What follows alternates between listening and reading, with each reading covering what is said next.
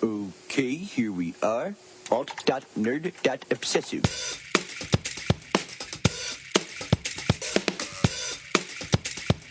Worst Outtakes. ever. Oh, we're recording. Oh, poop. The frying game was suggested by Dan Veriano. Okay. He actually emailed that one over. So All right. thanks, Dan. So thanks, Dan, possibly, or thanks for nothing. We'll see. Yeah. Well, no, that was last week's episode. Shit. Okay.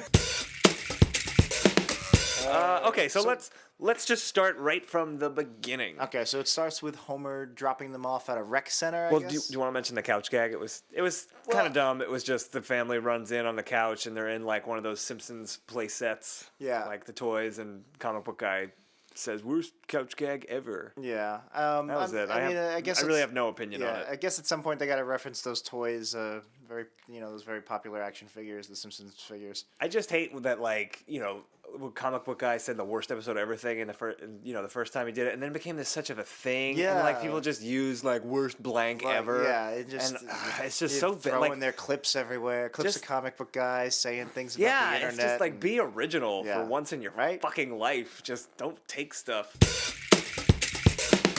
Did you fart during that? No. No, I heard it. No, I had something I wanted to say about comic book guys. I was going to tie it into the couch gag. No. Yeah. Sorry. I'm just having my own fun. Okay, so we see Lisa and Juliet are they're at a go-gurt or yogurt place in the mall, and that's whatever. And they're writing their stories of Equalia, which was the name of the fantasy world they came up with. Which is a very boring but fine. It's a good, makes sense. It's fine. I don't know. Is there a funny way to come up with a fantasy It doesn't world? have to be funny. Maybe if it was just if Poopberg. That's a funny fantasy world. It sure is. I feel like this episode is Poopberg. Tales of Poopberg. Poopberg. Woohoo! No, that doesn't make sense. That doesn't make any sense. No, because Duckburg is in DuckTales, but they didn't go Duckburg. Poopberg Duck. Let's get Poopberg. Cut all this. Definitely cut all this. This isn't even funny crazy. No, it's just just weird. This is just death.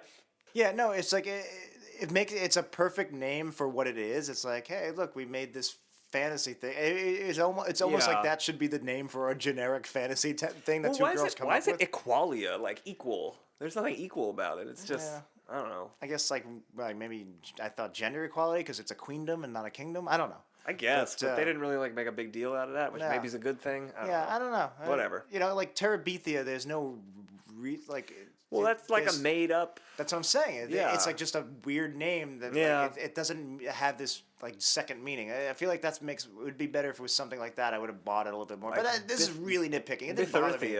It didn't bother me at all. No, it was what it was. The week before this week, because of the illusion of whenever the episode. Whatever. Cut all this already. But another random thing that they did that I actually did like was Lisa was supposed to go to the Model UN and represent Azerbaijan. And she doesn't go because she runs away with Juliet. And Martin calls up Marge. And then Marge says, oh, is that true? And Martin says, oh, to the extent you can trust the word of a Belgian, because he was representing Belgium. Right. I thought that was funny just because it was a weird Martin thing. It was a weird Martin true thing. To character. Yeah, it was a weird Martin thing. I liked it. I was kind of, I don't know. It wasn't as good as the Model UN jokes from Das No, Bus, definitely not. So I kind of was not into it. I just wasn't invested, but it wasn't bad. It was just, as far as a throwaway line from Martin, I thought that was okay. Yeah. It was a welcome change of pace in an otherwise not funny episode. And if you have not seen it yet, you can do so on SimpsonsWorld.com if you're an FX subscriber, and there's other ways to find it out there, I'm sure. You can probably buy the episodes on iTunes or Amazon. I realized that nobody could see me nodding. It wasn't even just the nodding, it was the... your lips were... I thought maybe if I nodded even harder, it would somehow communicate. I had water in my mouth, and Dan was waiting for Dan was waiting for a response, and I couldn't give him one because I had water in my mouth. So I just nodded more and more vigorously. Yes. We'll put that in deletes. Okay, good. Real quick, It was weird. There was Lenny and Carl go to that restaurant they're in. It's like a weird medieval times. Yeah, they're hiding out at Clam-A-Lot Seafood. And Lenny and Carl come by and they're bummed that it's out of business. Which just happened to me where I go to a restaurant I was like craving all night and I was like, oh man, it's out of business. And then you wonder why.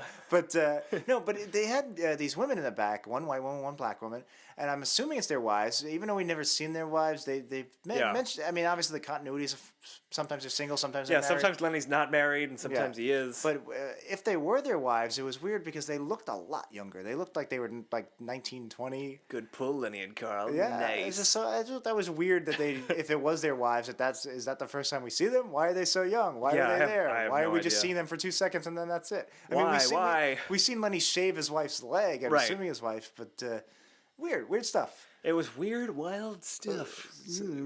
Weird. Good Carson. The emotion balloons. And now you're a cold-hearted bastard. Your emotion balloons have had the air taken out of them. Let us talk about this episode then. That's your idea of not having emotions. I am a machine. I've come here for Sarkhan. He got like French at the end. I don't know why. The Terminator. I'm here to find the John Connor and I will terminate him. Qui a coupé le fromage? I wanted to. It took a while, but I was trying to say, "Come with me if you want to live in French." I really those were 2 wasted years. That's all I got. Those were 2 wasted years. Yeah. Liquor dollars. Hopefully, Brother Wright, our French teacher, is not listening to this. And hopefully, he's still with us. Why would he be listening to this? I'm a 90-year-old priest. I think I'll just put on this Simpsons podcast, not knowing who the host may be. Just in my spare time. I'm a big Simpsons fan fiction comedy podcast guy. So you're saying he's not listening? Maybe he is. I don't know. Yeah, okay, so back to the pin that we pulled out. Yeah. Throughout this episode, there is a... That's where that started. Yeah, that's where that... Okay, I'll go back. Let me go back. Yeah, and like, well, who's that tie thing? Yeah, so when they realize Lisa's run away, Marge figures out, like, she's hiding out at some place that's castle-like, and they're like, we gotta go, and Homer's like, wait! Do you think I'm going to need to wear a tie? And if I don't wear a tie, am I underdressed? If I do wear a tie, am I overdressed? And it's just like stopped everything dead for really unfunny jokes. And again, they weren't even jokes. It's like just a reference that I appreciated. I was like, I do that too sometimes where it's like, am I too casual? Am I too formal? Am I not formal enough? But it didn't belong there. It was completely just said out loud as opposed to played out loud. Yeah, I mean, maybe if it was just like Homer was like, wait, do I need a tie? And cut to the next thing, and Homer's wearing a tie. Right. I don't know. But it was just awful. It just dragged on. It was so unnecessary. Not good. So unnecessary. Yeah. Maybe Lisa's just exploring some stuff. And I think that, okay, so here's my 2 points. One is there's a couple of beats that are I see your point. Oh. Cut all of this. What, like, I was going to try to make a circumcision joke? It's okay. It's okay. So they come in, and it looks like it's going to be Bart, Homer, and Marge, because Dolph is wearing like a Jughead-looking like crown. Yeah, I like that. And Jimbo had his normal hat on, but it was filled with peaches, so it looked like Marge's hair. And he was like, this is where we hide our stealing peaches or whatever. Yeah. That was okay. That was like just enough a bit of like quirky randomness for me.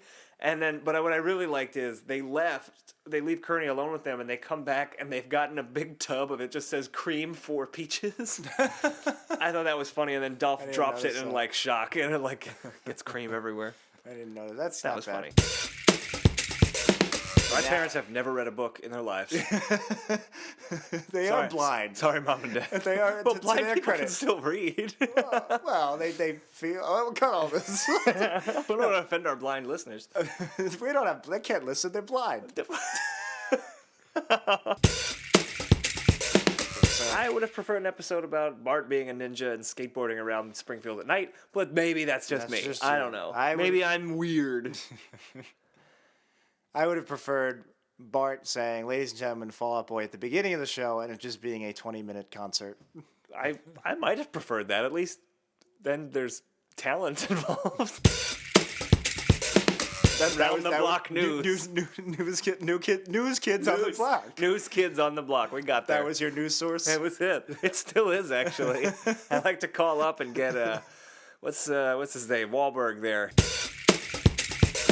And I also don't like, in general, with the new episodes, when they take Springfield characters and just put them, they just kind of shoehorn them into like weird, like situations The really. weird situation. It was a situation, but where they don't belong. Like comic book guy doing. I mean, he could know kung fu. There's no reason they never said he didn't know kung fu. So, but like just the idea of him doing that move with his hands, like like the come at me, bro. Yeah, like doing that, or even when I see him in Mensa, which again, he's a smart guy. I can believe. Mensa makes sense. It makes sense, but I just whenever I see them in these out of their water elements, unless they're like really justified, they always throw me off. They always take me out a little bit.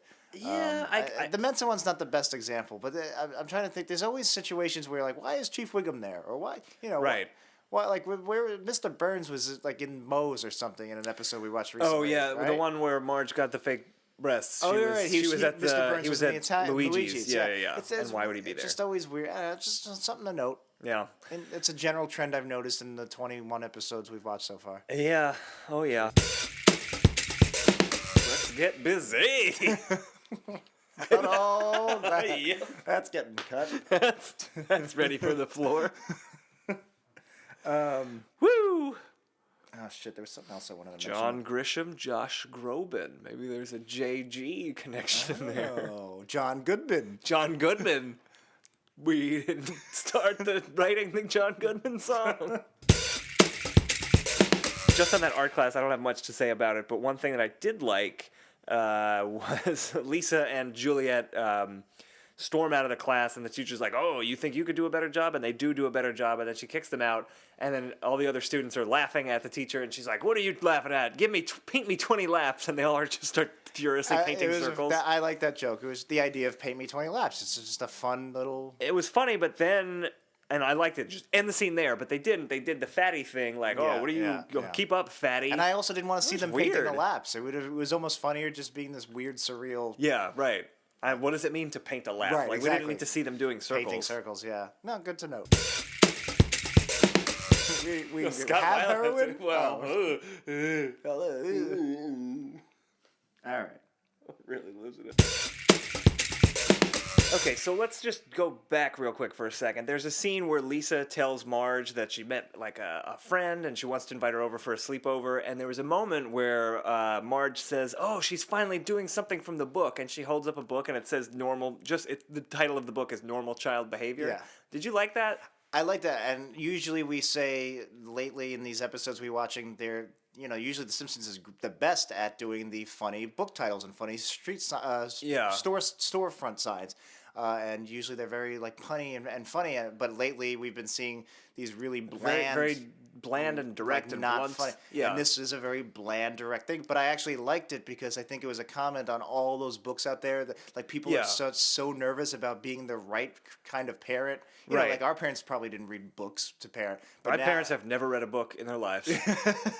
No, and I think it was a comment on the fact that there's all these books out there, and they probably all say different things. So I like the idea of this one book. Like I don't know. You get what I'm saying. I think you might be reading a little bit more into it than I did, at least, because I liked the idea that Marge is referencing some book, but I thought it was lazy that it was just called Normal Child Behavior.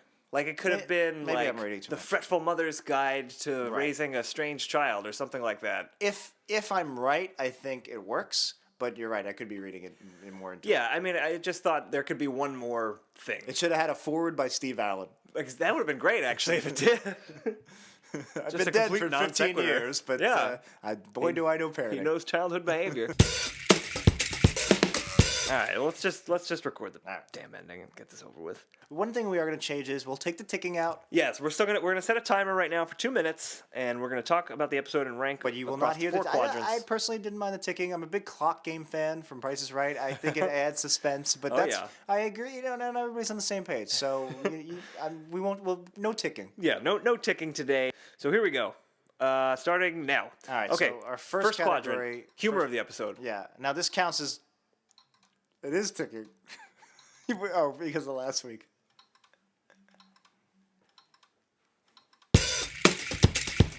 Worst episode ever.